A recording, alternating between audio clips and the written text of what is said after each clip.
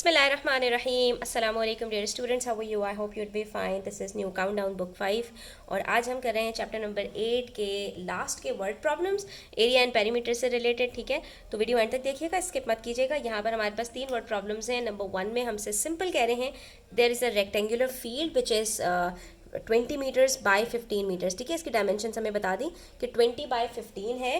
ठीक है, लेंथ उसकी 20 ले लो या लेंथ 15 ले लो, और इसी तरह से एक लेंथ ले लो, एक ब्रेथ ले लो। ठीक है, what is it's area, area find out करना है। तो इसको कैसे हम फाइंड आउट करेंगे? Simple length multiply by breath कर देंगे, 20 को मल्टीप्लाई करेंगे 15 से और एरिया हमारे पास आ जाएगा। क्योंकि अब तक आपको ये याद हो गया होगा कि हमारे पास area of rectangle find out करने के लिए क्या फॉर्मूला होता है। ठीक है, उसके बाद क्वेश्चन नंबर 2 है। क्वेश्चन नंबर 2 में हमसे कह रहे हैं the area of a fertile land is 512 metre square. एक फर्टाइल लैंड है, उसका एरिया ही बता दिया हमें इन्होंने, डायमेंशंस नहीं बताई हैं, बल्कि ये कह रहे हैं एक एरिया है। ठीक है, और इस एरिया का पूरा जो एरिया हमारे पास आ रहा है ये है हमारे पास 512 मीटर स्क्वायर। इसकी लेंथ कितनी है, इसकी ब्रेथ कितनी है, वो इन्होंने हमें नहीं बताई।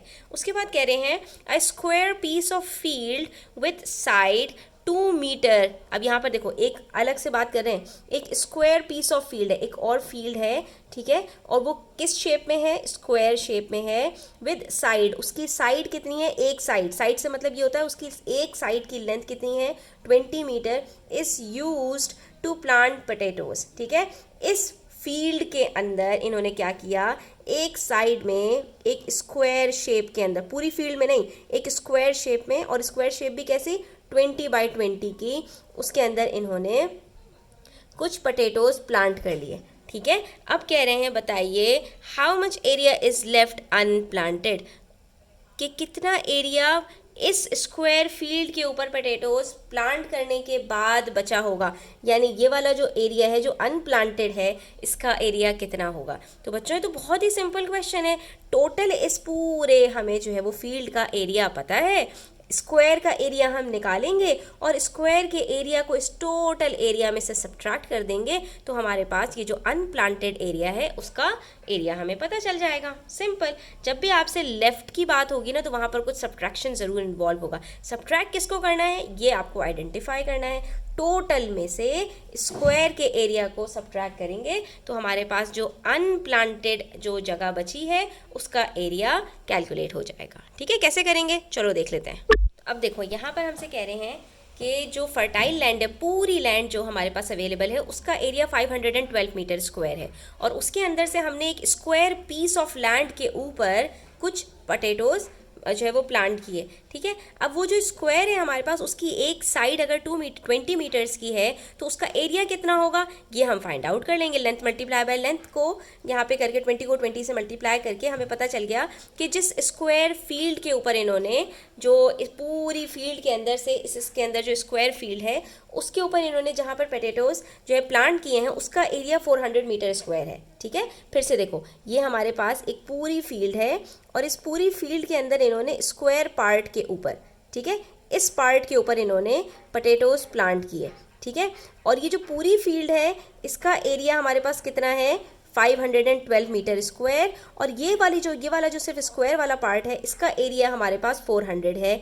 ठीक है, तो इसके अंदर जो बाकी बचा उसका एरिया कितना होगा? तो अगर 512 में से हम 400 को सब्ट्रैक्ट कर देते हैं तो हमें पता चल जाएगा कि बाकी जो पीस है इसका एरिया कितना है। तो ये हमारे पास आ रहा है 112 मीटर स्क्वायर। क्यों? क्योंकि 400 और 112 को जब हम टोटल करते हैं तो उसका एरिया हमारे पास 512 मीटर स्क्वायर आता है, और इस टोटल के अंदर हमारे पास ये स्क्वायर फील्ड भी मौजूद है और ये जो अनप्लांटेड एरिया है, ये दोनों चीज़ें इसी के अंदर मौजूद हैं। तो ऐसे क्वेश्चंस को करने के लिए बस आपको थोड़ा सा अपना दिमाग लगाना है और ये क्वेश्चंस आप इजीली सॉल्व कर सकते हैं। ठीक है, अच्छा, उसके बाद हमारे पास क्वेश्चन नंबर 3 है। उसमें हमसे कह रहे हैं if the area of a room, अब हमें फिर से बता रहे हैं एक रूम है और उस रूम का पूरा एरिया 270 मीटर स्क्वायर है। फिर से इन्होंने हमें लेंथ और ब्रेथ नहीं बताई कि ये पूरा रूम है, इसका एरिया हमारे पास कितना है?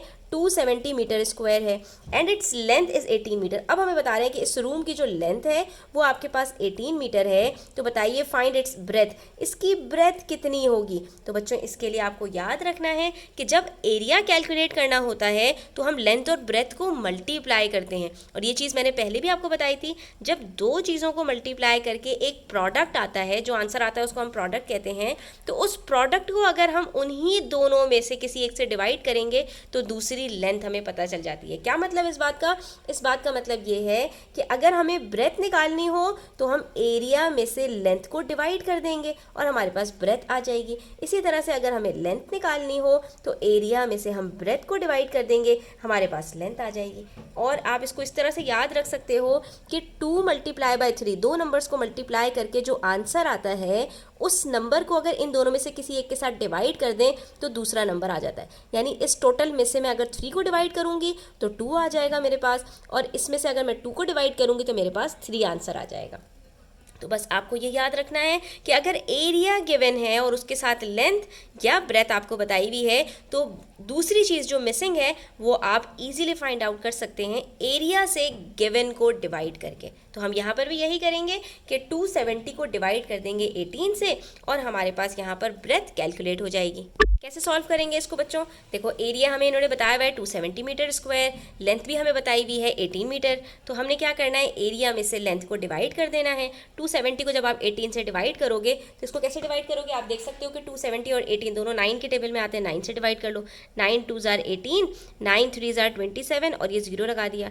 फिर 2 1 ज़ार 2, 2 इंटू 15 30 और आंसर आ गया हमारे पास 15 मीटर्स। इसका मतलब है कि हमारे पास ये जो रूम है ये इसकी लेंथ अगर 18 है तो इसकी ब्रेथ हमारे पास 15 होगी, क्योंकि 18 और 15 को मल्टीप्लाई करके आंसर 270 एरिया आता है। ठीक है बच्चों, तो यहाँ पर हमने ये भी कैलकुलेट कर लिया कि अगर हमारे पास एरिया गिवन हो तो लेंथ कैसे निकालते हैं, और अगर एरिया और लेंथ गिवन हो तो ब्रेथ कैसे निकालते हैं। और हमने ये भी कैलकुलेट कर लिया कि अगर हमारे पास टोटल एक फिगर का एरिया हो उसमें से कुछ पार्ट का एरिया हम जब बाहर निकाल देते हैं, ठीक है, जब हम सब्ट्रैक्ट कर देते हैं तो बाकी जो हमारे पास रिमेनिंग एरिया है वो हम कैलकुलेट कर लेते हैं। ठीक है, तो बच्चों आज हमने ये दो चीज़ें डिस्कस की।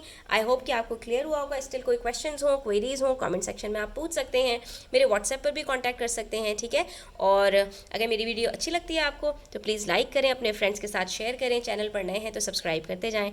टेक केयर, अल्लाह हाफिज़।